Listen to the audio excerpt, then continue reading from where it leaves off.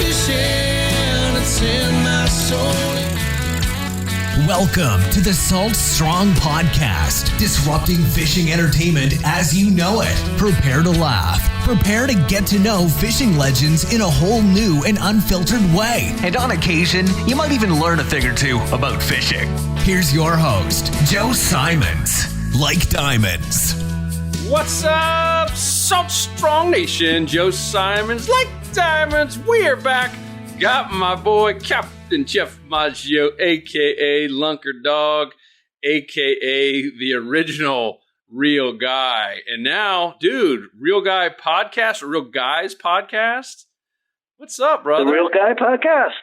It's the Real Guy Podcast for the real guys out there. I love it. I was telling you offline how much I was laughing about the iCast episode where you guys started talking about all the beardos. And I had my boy Jake, who's our content manager, and my brother Luke listened to it, and we were all just freaking dying laughing because we saw it. So for those of you that haven't heard Jeff's episode about iCast, what is a beardo? A beardo. Okay, the beardo, realize I learned as I'm going along also. And the beardo is the hipster / guy dude / crazy beard guy.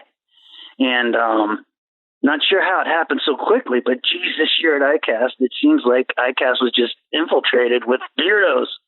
They were everywhere. And they were the most dense. They were the most dense at the Captains for Clean Waters little get-together they had. A lot of I don't know that. I'm surprised they let you in. I think just because you're a celebrity, but normally you kind of have to have a beard to even get in that party. Well, no, the Captains for Clean Waters dudes, I mean, I can get into that one. iCast is the one that I've been having challenges getting in every year. Dude. The iCast people, I swear to God, they look down their nose at me or something over there. Well, let's not share the secret I gave to you on how to get into iCast. So that not everyone does that, but doggone, yeah, I don't know what's happening there. I think maybe too many people who are not in the industry that just wanted to come take a peek were finding creative ways to get in, and I think it ruined it for the legitimate creators and influencers and real guy fishermen that are trying to get in. That was crazy, dude. Nuts. Well, actually, I mean, if you really think about it, I was kind of the guy that was taking advantage of the system there. I mean, I got nothing to sell at iCast. I got nothing to buy at iCast. I show up there to shake hands with, guys like you and do a little networking and stuff. And, I don't mind paying them a few bucks to get in. You know what I mean? Yep. I got no problem with that. They need to get us a little money for, their services and everything they're doing down there in Orlando and all that. But it's just the hoops that I had to jump through to get in. I mean, multiple iCasts. I think they might be ghost viewers on YouTube. And they're like, "There's no way I'm letting this nut in here." you got a haircut, dude. I didn't even recognize you when I saw you in a Chip. And I was like, "What the heck?" Oh, and by the way, you got to tell the story. I'm going to rip on myself here. So you guys had already had like a running bet on counting how many people that you could see in iCast that had on I think it's the seafoam color, like Columbia-like shirt. And I show up day one, meet you guys, and I saw Chip shaking his head. And then you guys told me what was up. I was like, oh, man. Dude, it's a numbers game. It's a numbers game. But yeah, dude, what do you think? 75% of the people there had on the seafoam TFG? Dude, seafoam's killing it. This is the year of the seafoam.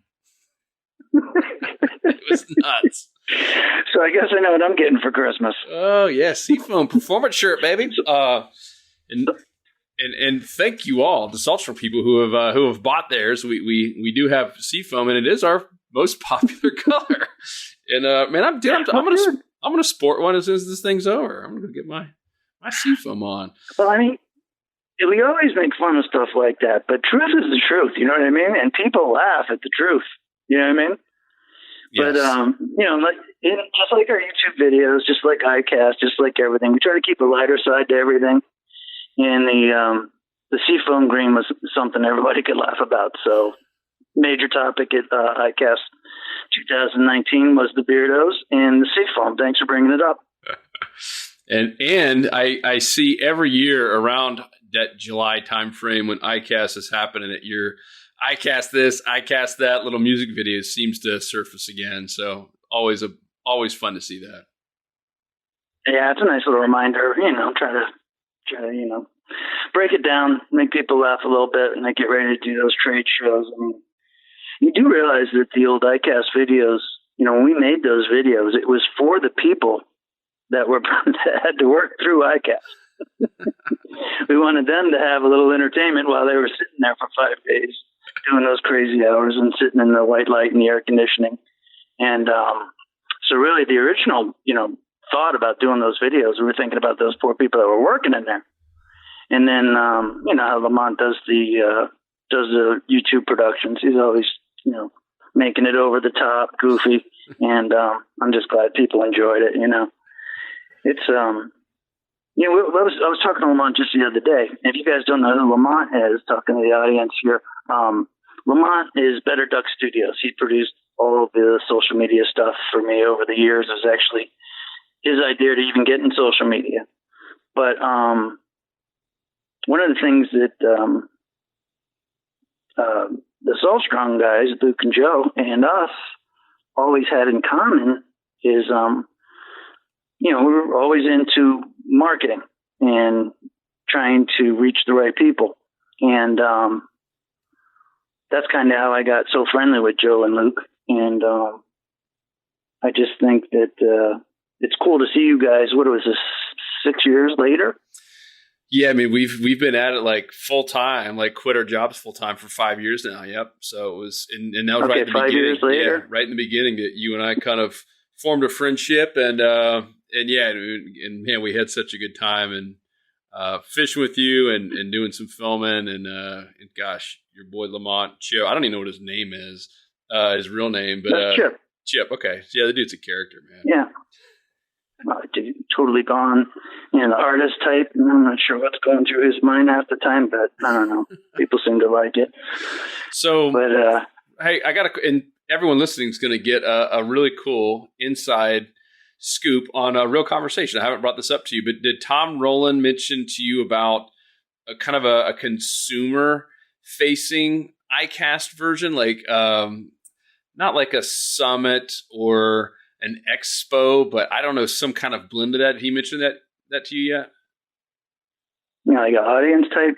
Yeah, like, because for those of you listening, theme? yeah, ICAST, what we were talking about, like why you can't get in is you have to be in the industry. So it's like 15,000 people, but the only way to get a badge is if you're like in the industry. I mean, the T in ICAST stands for tackle. So it's a lot of tackle manufacturers, distributors. You'll have everyone from Bass Pro in there to everyone's selling everything from pliers to fishing lures and hooks and line and kayaks. It's everything that you've ever seen for sale in a fishing magazine or a fishing TV show for sale. Like, they're in there. And the bad news is, and why a lot of people kind of get ticked off every year around that time, is there's a lot of buzz about it on social media. And if you're a consumer, like the one supporting all the people in there, you can't even get in, which I think it's a little bit frustrating. So I mentioned that to Tom Rowland, and he brought your name up. He's like, well, man, the three of us, because Tom has a lot of the connections with, all the big sponsors. Tom's been at this forever in the whole sponsor game and getting the Yetis and the Yellowfins and the Costas, the big boys on board who have all the money. And he's like, and you got guys like you guys who have a very organic social media group, and you got, and we're kind of more started as a West Coast company. Now we're kind of even in Texas and the Carolinas. He's like, then you got guys like Jeff, meaning you, if you guys don't know Lunkerdog's real name, it's Jeff. He's like, literally owns that whole West Coast and has like crazy, like raging fans down there. He's like, maybe we get all of us together and put on a really over the top consumer only event where we only have real fishermen in there but still have it like on a bigger scale, not just like a couple hundred people, like get thousands and thousands of people. And it was just kind of a crazy conversation. And Tom got really excited about it. I thought he was going to think, oh yeah, it's kind of crazy. He's like, man, you're probably onto something, because no one's really servicing the consumers in that capacity, like on a big kind of expo, really fun, like multi-day event. What are your thoughts? Well, I mean, it's obviously there's a huge demand for it, and I talked to Tom about it, and we were kind of like, feeling out a few things. Like he mentioned, Meat Eaters does a podcast, and the podcast has an audience, but it's not exactly what you're talking about. A consumer-driven audience that wants to be part of the be part of the the people that are actually doing the fishing and buying the stuff. Yep. So he ended up coming to Lunkercon this year, which he's never been to. And I think one of the reasons he wanted to come to Lunkercon is to see, the type of people that show up, the numbers, who they are, and what they were into. And after Lunkercon, we did a podcast about it, and you could tell Tom's mind, was trying to digest it all. So I've been in contact with him a little bit about it. As a matter of fact, Lamont and I went to a live show the other night. The guys that do the Miami Hurricanes podcast, they did it at one of the local pubs, and they had what the heck is his name? Rozier, the quarterback that they had for the last few years. I think he won 10 games one year, so it was kind of cool. And they had the radio dudes, the guys who were doing the podcast, the Hurricane dude, and then everybody showed up. And I was like really surprised that the audience is so small. What does that mean? How many people? Like almost nobody. You know what I mean? Yeah, I was totally floored. I was like, dude, this guy Rozier's here from the University of Miami. This guy is a quarterback. He won 10 games. The last season quarterback they had. They did the event in Hollywood, Florida, which is like all about the Canes, and nobody showed up. Huh.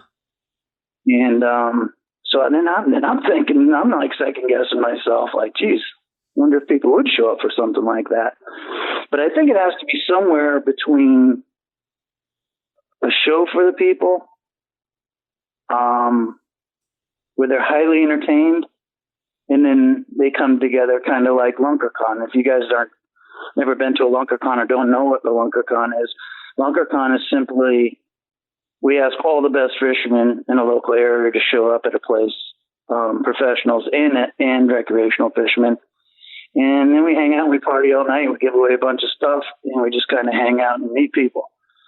And Lunkercon's been a huge success. God, we're going on like 8 years running now. Is it that long? The last 5 years. Yeah, well, the last 5 years, it really took off. And before that, it was more just more of a Fort Lauderdale thing. But then when we went to Tampa and did the first one with you guys, and then we had my good wine there or whatever. I mean, dude, we had like 400 people show up to that thing. Yeah, that was nuts. That was a blast too at that whatever that brewery is, 813 Brewery. 81 Bay Brewery. Yeah, 81 Bay Brewery. We did that. So anyway, so there's obviously a bunch of real guys out there. A lot of guys that are into the sport, that are into the products, that are into everything, that want to know more, that want to have something to do. And I think Tom's trying to figure that out. And you know how that goes. Yeah. And that's what we had a long discussion. So I think my conversation with Tom was prompted after Lunkercon, and he said the same thing. He's like, dude, I was blown away. He's like, I had kind of low expectations thinking it's going to be a few people. He's like, it was packed. People were having an absolute blast. He's like, I had a blast. He's like, I had genuinely a really good time. And it got me thinking, like, how can we scale this even bigger and get more people involved, and maybe turn it into a full day or a 2 day, like an ICAST. I mean, ICAST all stinking week, and I think that's a little bit too much. I've never gone the whole week, but obviously some people do. I don't know. And even do you remember the old school like Florida Sportsman Expos? Do you ever go to those? Yeah, I remember them. Yeah, and they were fun. They had a little how to. You had knot tying, and like you had some of the basic stuffs, and you had things for kids where they could learn how to throw a cast net, or little casting contest for the kids. Like I always thought it was fun. Then it got a little cheesy, and you still got George, your buddy there, George Poveromo, doing his little expos. I haven't been to one of those. I haven't been to one of those. I haven't been to one of those either. I don't know. I think in certain areas they're really good. In other areas they totally flop. Like being down here in Broward and Dade, right? You have no clue what's going to work. The friggin' Dolphins can't even get people to show up. You know what I mean? And then you're wondering if you're going to be able to get people to show up. And then being ahead of the game always isn't the best play. Like, for instance, what was the first time you and I tried to do a podcast? About 4 years ago? Probably 3. 3 years ago? Yeah, it's probably 2016, 2027. Yeah. Yeah, I was so excited when we did the podcast, and then we put it up on YouTube where we have the audience, and yeah, a few people listened to it, but really it was a flop. Oh, we were ahead of we stopped doing podcasts because of like, this thing stinks. Like, no one's listening to this. We were ahead of the game. Right. And that's what I mean. Like, being ahead of the game is always the best. But I think somewhere between LunkerCon and what Tom's got in his mind, I think we could have an event. I think it could be a sleepover event. Like, maybe, you'd have to get the right place. Like, maybe River Palm Cottages there in Stewart. It's kind of in the center of the state. People would have a place to stay and could stretch out. Otherwise, I think the only way to do it is to be like a LunkerCon, where you just do a night in a geographical area, and then the people from that area come and participate and have a good time. You know what I mean? Yeah, and those are a blast. I think there's a next level. Like, I know personally, I'm willing to spend money on a cool experience, where you do go, spend the night somewhere and get to go out and have some beers with the guys and gals afterward and do a little fishing. Like, I would be more willing to pay, some money for like a cool experience. So, all right, this is good. And hey, if you're listening, shoot us a message. I'll tell you my email, joe@saltstrong.com. It's joe@saltstrong.com. I'd love to hear from you on this, and any thoughts you have on, or even examples. That might be the best, right? Examples of where it's worked in similar industries. I mentioned to my one buddy who's really into Jeeps, like those, off-roading Jeeps, not just like a normal Jeep, but like they're going off crazy stuff in Colorado. I mean, that dude will go all over the country and spend thousands of dollars for a 2-day event just to hang out with a bunch of Jeepos or whatever they call themselves, that just people that live and breathe Jeeps. And like, that's his thing. So I don't know. Yeah. I think there's, and he says, man, it's amazing. You're around guys and girls that they're into the same thing you are, and we go off-roading and do some crazy stuff and pull each other out and we get stuck. And he's like, it's freaking awesome. I wouldn't pay $4,000 or $5,000. I mean, we're talking a lot of money. Like, he'll drop $4,000 or $5,000 to go spend 2 days with the Jeepos. And that didn't include your Jeep, right? They got a lot of money in the Jeep. And, but he said he loves it. So I don't know. I'm curious about this whole kind of 2-day fun experience. Well, I think a lot of it has to do with people identifying themselves with other people that they want to be around. And I think the fishing market has had a hard time doing that over the years. The fishing people, you have tournaments, like if you're really into hardcore fishing. But when you do a tournament, you kind of surround yourself by people that are into the hardcore, tournament style fishing, and that's like a segment of the people. Then you have like your boat show type thing. Now those are people that anybody could be a jet skier, a sea doer. I mean, somebody that doesn't even have, the means or even a real decision in their mind that they're going to buy a boat, but they all show up there. So you have that. But it's like hard for the fisherman person to have something they can identify with. You know what I mean? It's so fragmented. Yeah, that's what I was going to say. I think it has to be because it is so fragmented.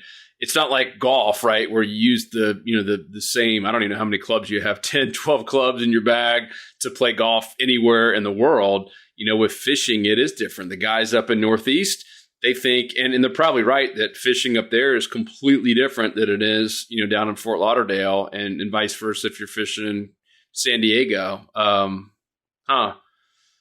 you're talking about like different levels, right? Like let's talk about that. Like a real guy, right? Like even that, you might get some newbie who might think, hey, I'm not really a real guy. I don't even know how to catch fish yet. And not to say that you're discriminating against newbies or Googans, but I think there are all these different levels, and same with a tournament, right? If you're a new, even if you're just a decent weekend warrior entering a tournament, and I know because I've done it a couple of times, man, it's intimidating as can be, and you almost feel like you don't fit in just because you assume everyone else there is like 20 years ahead of you in terms of experience. So let's talk. What is a real guy, by the way? How do you define a real guy? Well, I mean, there's the way we really define a real guy is first and foremost, they're themselves, and they're okay with being themselves. Like, for instance, if they're a newbie, like take Busaka on our podcast, who's the co-host, and he's always on there. The Shepherd, exactly. We nicknamed the Shepherd because he was learning how to fish and he was catching sheep's head, right? So Busaka comes on the scene, and he don't know nothing, right? He's 26 years old. He loves fishing. He goes to the beach sometimes, and he's been catching sheep's head. So he comes in and, watches the videos, into the whole Real Guy Network, the Lunkerdog videos, all the social media, and he comes out and tells everybody, "Hey, I'm Stephen Busaka," then we nicknamed him the Shepherd, and he'll tell you. He says, "I'm a newbie. I'm learning how to bone fish now. He's excited about bone fishing now, but he's genuine, and he's comfortable with being himself, and he loves fishing. That's the first part of being a real guy, and the most important part of being a real guy. From there, all the way to guys like myself, Bouncer Smith, Ray Rocher, some of the most successful dudes in the business. Now, of course, they're all real guys. You know what I mean? But the Shepherd, Busaka, he's not excluded. You know what I mean? Yeah. You guys, you and your brother, right? You guys reached out to me when you first got into this industry, and you guys knew about the YouTube videos. You reached out to me. You explained exactly where you guys were in the process. So I hang up the phone and I think about it for a second, and I'm like, yeah, Joe and Luke. They reached out to me. They told me what was on their mind, introduced themselves, and I'm like, yeah, these guys are probably going to be real guys. And that's the foundation of it. And I mean, the rest of it is all a bunch of horse shit, really. It's more about having fun and goofing around and, talking about the difference between, super pro in the industry compared to a guy like Busaka. And then, that's all just fun and games. But the real guy thing, I hope you understand the foundation of it. No, that's good. That's, well said, my friend. Yeah, and you've had so much fun. Like I remember when we first found you, like we were even like deciding on our name, Salt Strong, and it was one of those things like we couldn't believe no one had it yet, and we're like, man, and we bought Fish Strong and Salt Strong at the same time, and no one had bought those URLs. We got Salt Strong for $9 on GoDaddy, and we had to spend thousands on Fish Strong because some ex-bass guy already had it and was not willing to give it up. Ironic, but we did that as more of a defensive play, or if we ever got into freshwater.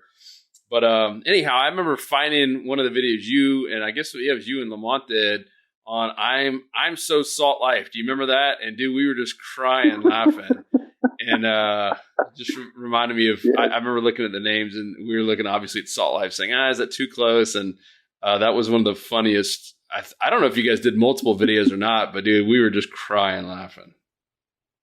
Well, that whole making parallels to being a salt lifer after that video went to all the different networks, all the different social media networks. It was on Twitter, it was on Facebook. I mean, everywhere you could post something, that thing came up. And before everything was said and done, we had over 10,000 different I'm So Salt Life phrases that were emailed or sent to us. 10,000? Over 10,000, Joe. Dude, we gotta do some kind of video on that, on all those, and start reading them. That's hilarious. Dude, it's so fun to read them. But that's it. But that's what I mean. That's what I mean. When you can, when you can be comfortable with yourself and make fun of the soul life thing, knowing that maybe 1 in 5 people may fall into being made fun of. If you're okay with that, it's a pretty good chance, at least have the potential of being a real guy. Oh, you got to laugh at yourself. I remember pulled up at the ramp the one time we went fishing with you, and I was showing you my braid. I showed you what I had on spooled up, making fun of people using braid. I tell you one thing about when you make fun when you make fun of things like braid and everything, is people buy into that crap. I mean, people really buy into that. Like, even to this day, people think like I'm against braid, right? Because we did the mono braid comparison so many times. And never once did I say I was against braid.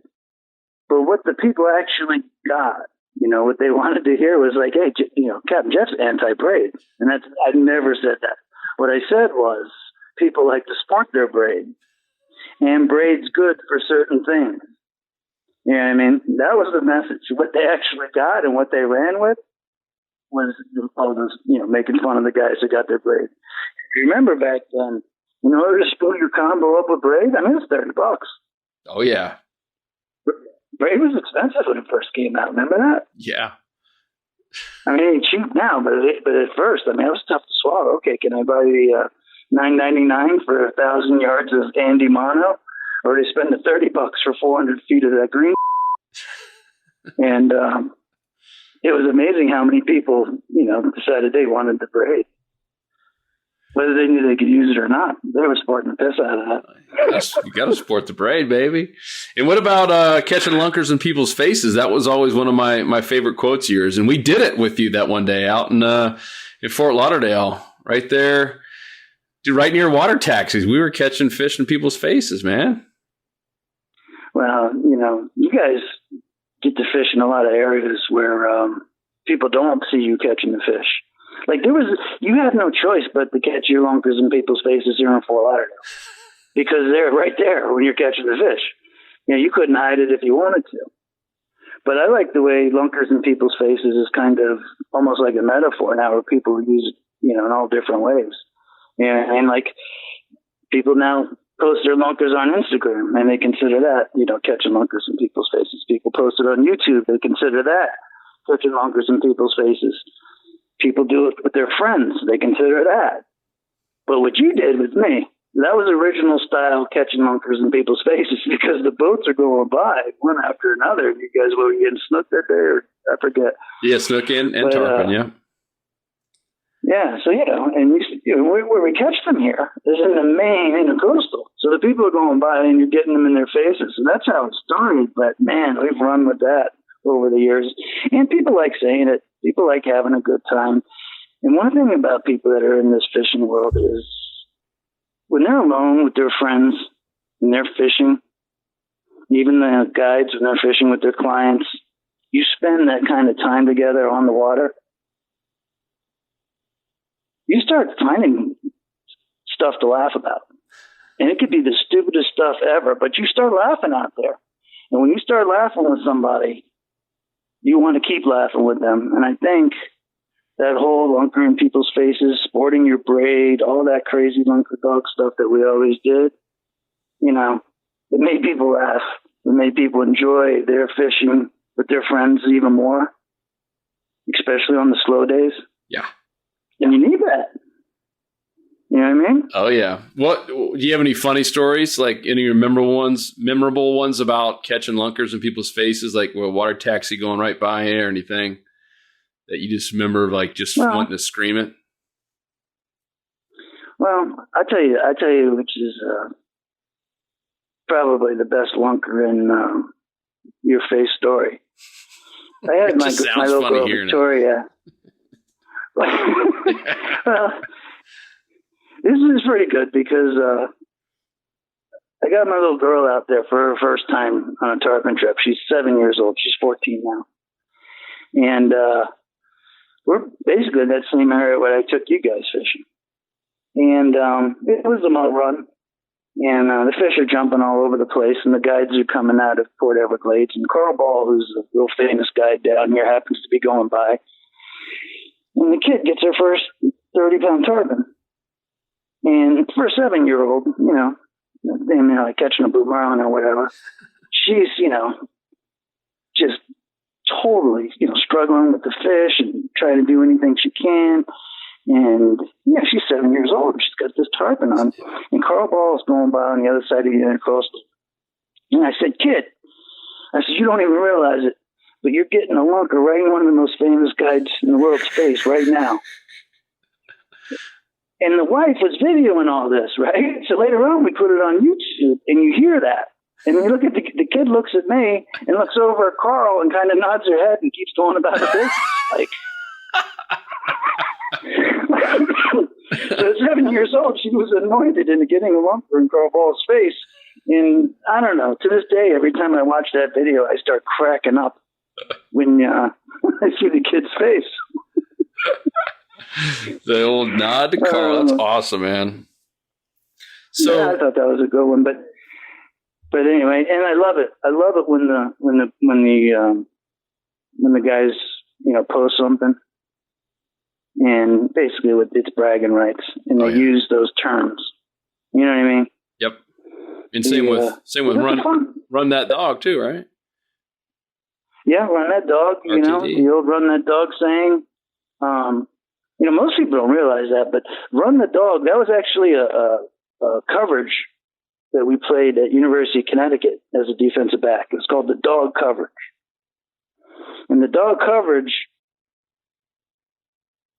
was you would let the receiver run by you, and then you would chase him like a dog. And then if he took a right or a left or went across the field, you were in front of him, which would make the quarterback throw the ball high, which the safety could make the play. So at any time, the safety would look over to you and he'd tell you, run that dog. So we'd run the dog, right? So this is the Run the Dog's old. This is like 1988. I'm playing football at Connecticut, and we're doing marlin tournaments in the summer. And I'm up in the tower of the boat. And when a marlin comes in on a spread, it's a lot like the way you run the dog coverage. He'll trail that bait, and then if the captain's good, he'll make a turn, the bait will turn, and then the fish commits to the bait. Same exact philosophy as the football play. So I would be in the tower, yelling at the top of my lungs, here he comes, he's running the dog on him, and I'm yelling and I'm freaking out. People don't even know what the hell I'm talking about. Then the mate starts saying it. Oh yeah, I was out there with Captain Jeff, we were running the dog. And then the other captain started saying it. Oh yeah, we were out there, we were running the dog. They didn't even know what the hell it was, but they just like saying it. And then it's kind of gotten to where it is now, where anytime you get serious about catching bait, catching fish, doing a fishing trip, you run on the dog.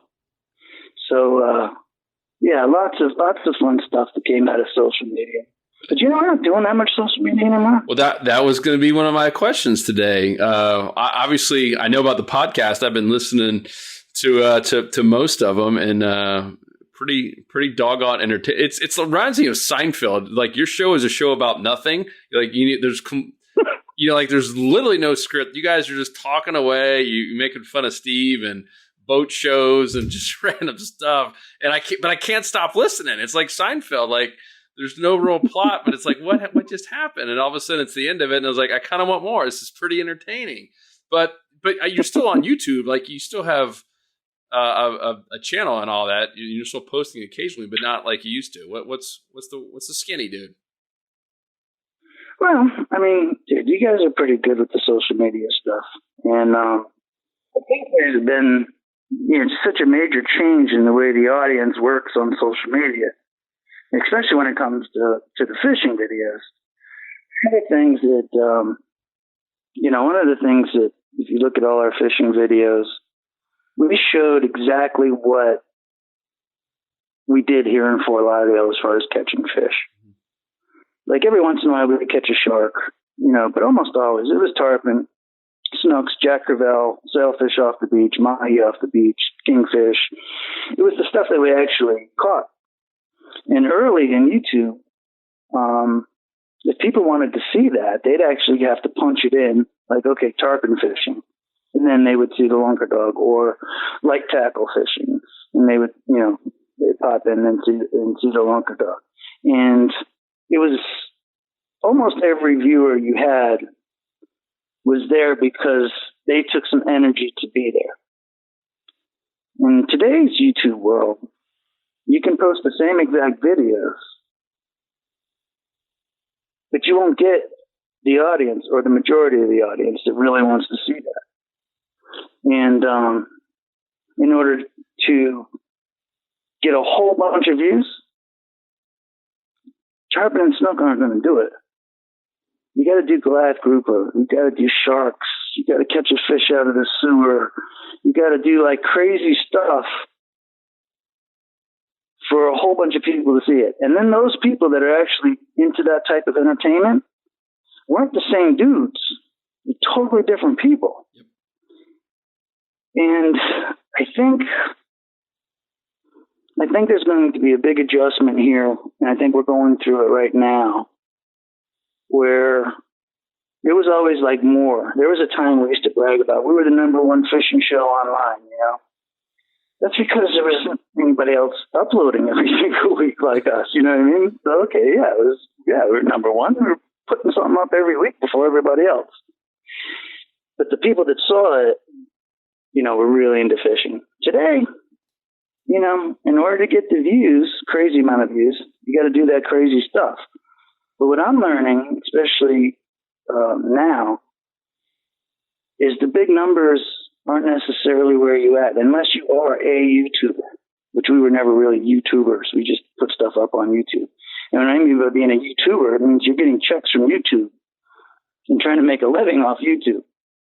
If you're going to do that, you can't put up the content that we were putting up because you're just not going to get the views. Yep, agree. But what I firmly believe now is, yes, there's a market for mass views, but I think there's a better market for niche views.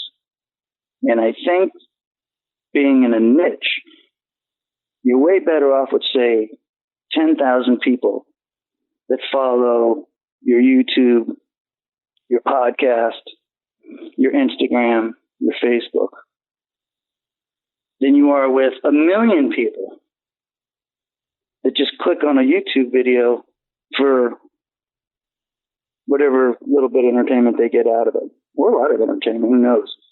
But I do know that there's 6-year-olds watching Goliath groupers over and over and over again, because the video that my kid watched when she was 7 was the Megalodon video. Do you remember the Megalodon video? Yeah. Yep. Okay, so that was like the first of the, how do you say it,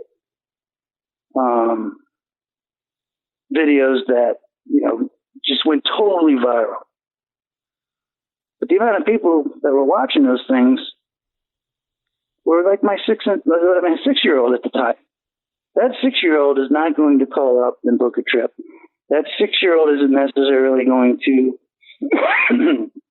come to Fort Lauderdale, to do sport fishing.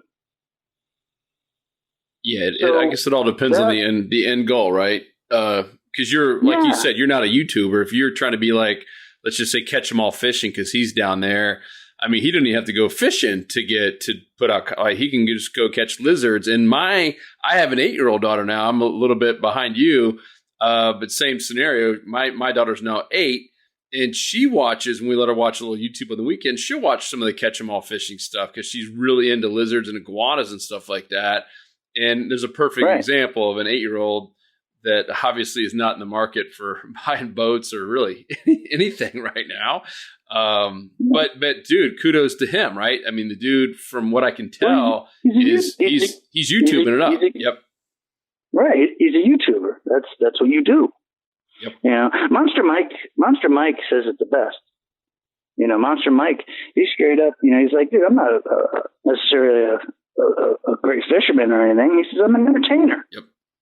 And he is. He's an entertainer. And there's a place for that. And that's cool. And that's what you got to do if you're a YouTuber. You have to entertain, and you have to be, appeal to those eyeballs to get those numbers. For a guy like me to not do a fishing trip or not, concentrate on getting a fishing client, my opportunity costs are too high to be a YouTuber. You know what I mean? Yep. Where if I stick with my niche, if I stick with tarpon snook catching big fish and then my Lunkerdog brand, if I stick to that, I'll pull the best people for me out of the industry. And I think you're going to see going forward in social media the value, for those niches. Like you're saying, the Jeepos. That's a whole nother niche. Yep. But you can't, sell, all different cars to Jeepos. You can only sell Jeeps to Jeepos. Yep. So true. I hope this is making sense. No, it does. So about social media. Well, so why the podcast? And I obviously I've spent a lot of my time, energy, and money on it too. Do you believe that this podcast? Because I feel like we're on the early stages of it, right? Like guys like my dad, who are in their mid to late 60s, they're just now finding out about podcasts and like liking it and seeing the value there. Do you think that we're kind of like, just like you were with YouTube, that you were like one of the early adopters and kind of owned a lot of the audience in the beginning? Do you feel like it's the same with podcasting now, that this is kind of the next frontier?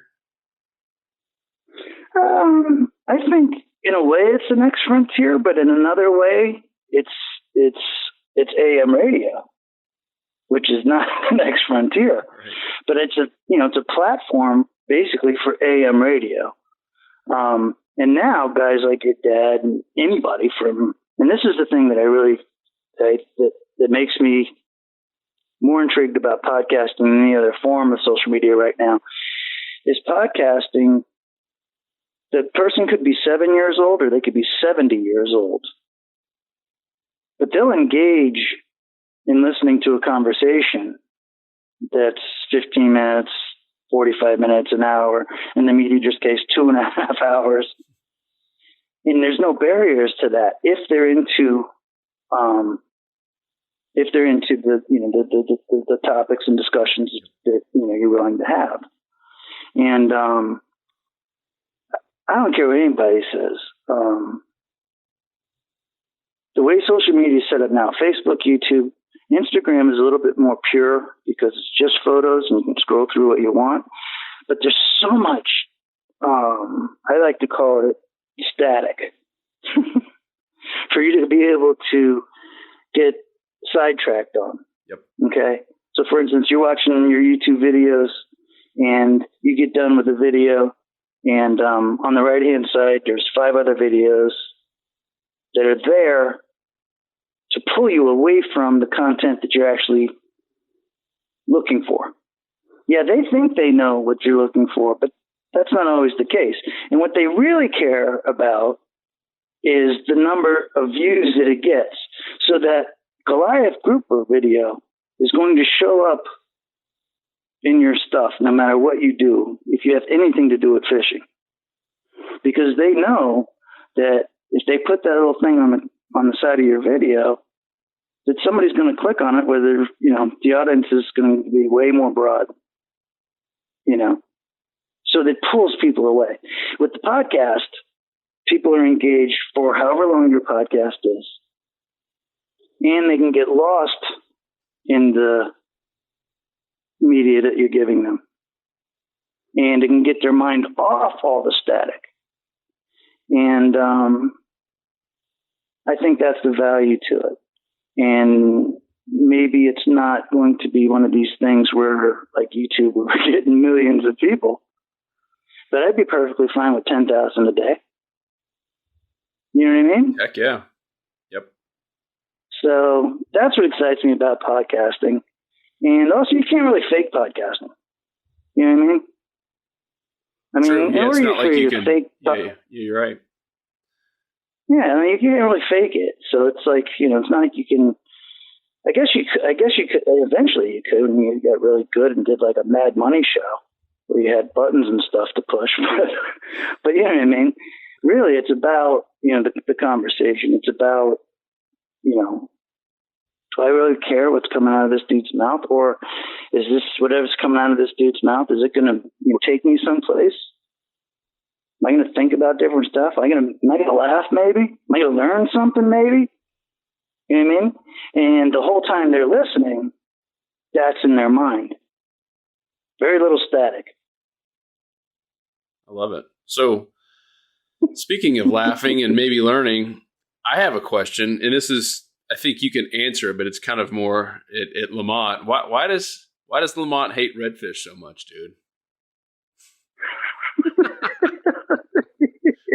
He hates redfish and PFGs. The guy doesn't like redfish or PFGs.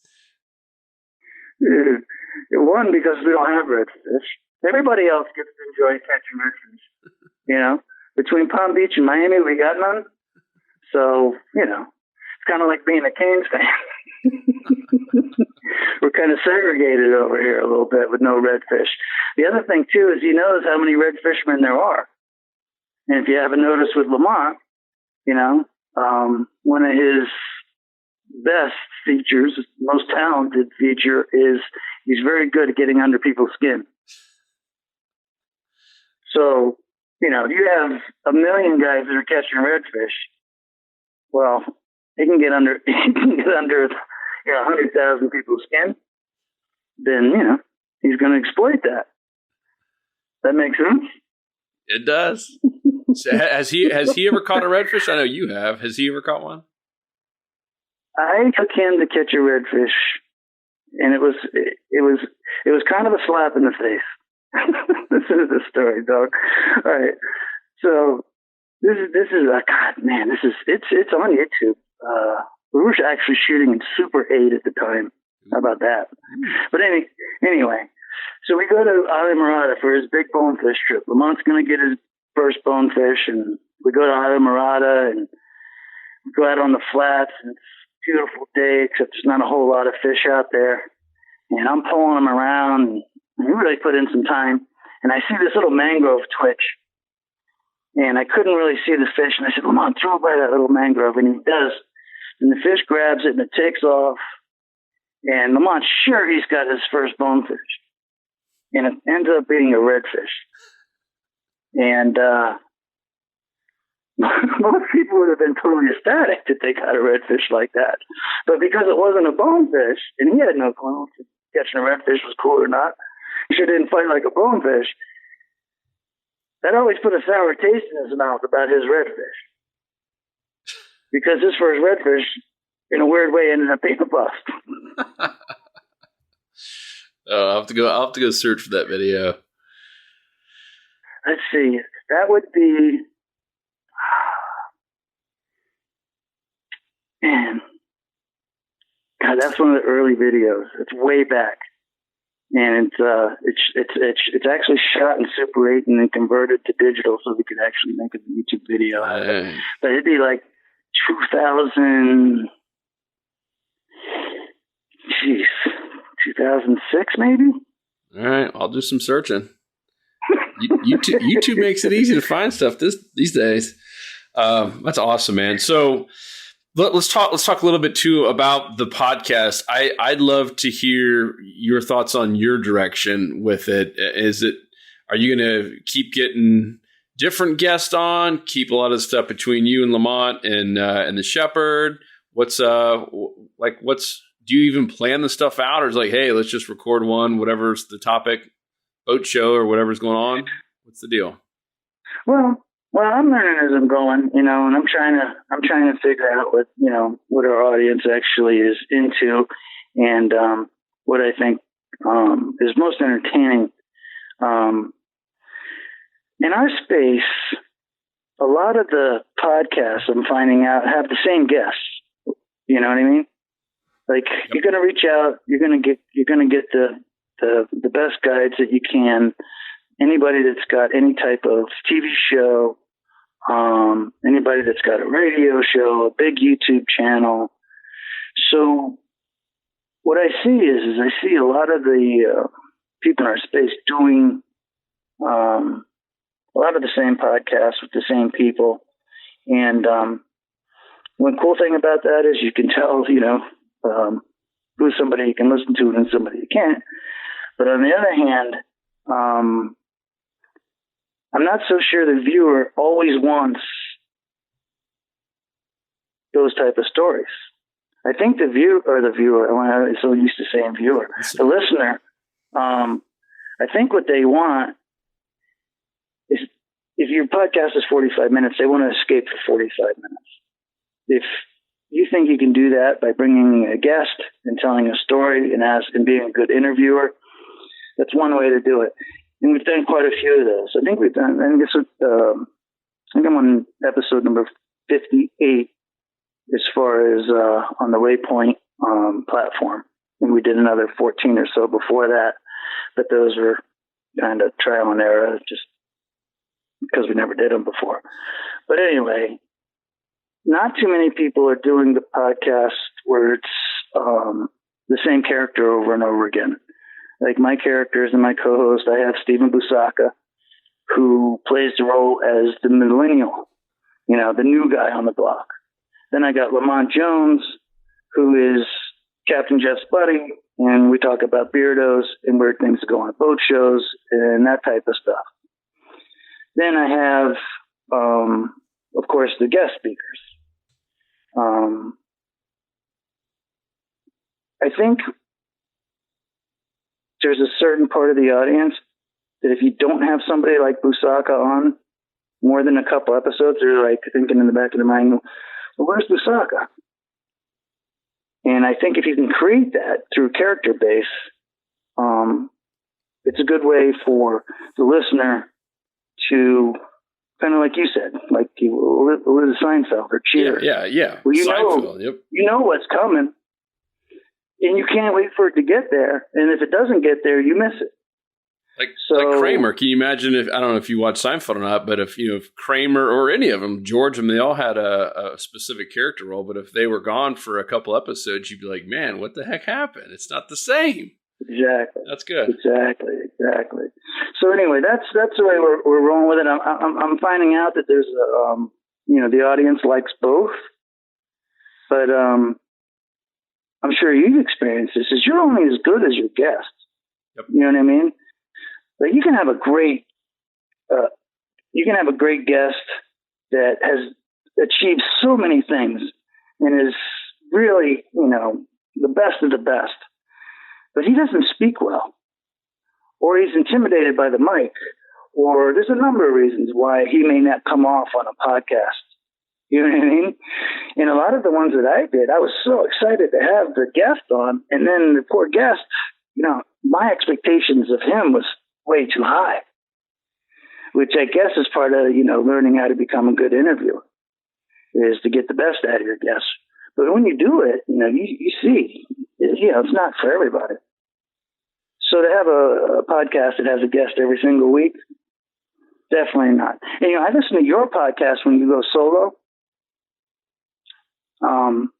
And I listen and I hear how it flows and stuff, because I haven't been doing solo podcasts. They're hard, dude. I struggle with them. I feel like I've, you play college football, like just the whole term leaving on the field. I feel like after 35 minutes solo with no pauses, you don't want to have like that dead air time. I feel like I've just exhausted, like I'm wiped, like I left it on the field. But do you like them? Do those sound good? Yeah, I like them. You want to offend me because I don't like doing them as much because it kills me. I love having the conversation, but the numbers don't lie. They do get a lot of downloads though. Well, and you're always going to be your own worst critic. You know what I mean? Yep. When you listen to yourself, you're never happy. You're never satisfied. When you watch yourself on YouTube, you're never happy, you're never satisfied, but that's got nothing to do with nothing. It's what the other people are thinking. Now, I forced myself to listen to a whole bunch of different podcasts. I forced myself to listen to ones that totally blow. So I understand why I think they totally blow. If I didn't listen to them, I wouldn't know. I wouldn't understand. I wouldn't figure it out. I listen to your solo podcast, and I'm like, okay, I'm going to do that one day. I'm going to get good at this, and I'm going to do that solo stuff. And I think the audience is going to dig it. But, we'll find out. I'm going to try one this week, maybe even tonight. Oh. But I want to do a solo one like you do. And I listen to all of yours. And if I can get through it, I'm sure there's some other people out there just totally floored, or like it, or like you said, miss it when you don't do one for a while. Yep. All right. It's a reminder. I'm going to do another one.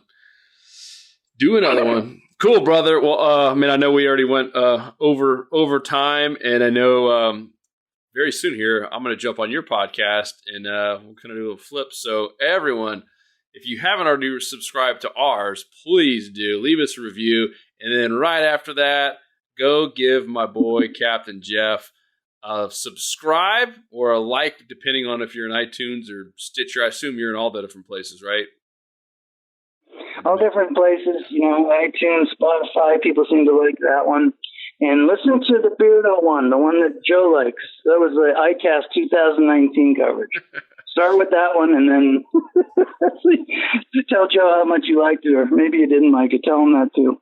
Yeah, no, not just me. Leave a review. I mean, that's what we always tell people. I think you and I are both realizing the power of these reviews. It's the one thing you can't fake, right? Like with iTunes, dude, like they don't even let you go create like a kind of a fake account anymore. Like you have to have like an Apple device, I'm being told, to even get an Apple ID to leave a review. So, I mean, it's the one thing that you can't fake. Like with YouTube, you can buy subscribers and you can buy likes. There's people that do that kind of crap. But with iTunes, like you can't fake those numbers in the reviews. It's legitimate. So please leave Real Guys Podcast review, leave the Salt Strong Fishing Podcast review. It helps us out tremendously. And in terms of growing, in terms of being found in this crazy algorithm we're trying to figure out every day, and it just helps to keep it, keep it getting good guests on and making it fun for everybody. So, dude, let's do this again soon. Let's go fishing again soon. Record some stuff, and maybe we'll even throw it up on Vimeo. Remember that was our job. I was trying to think of it. That was the joke that we had, talking about just something goofy that we can't stop laughing about.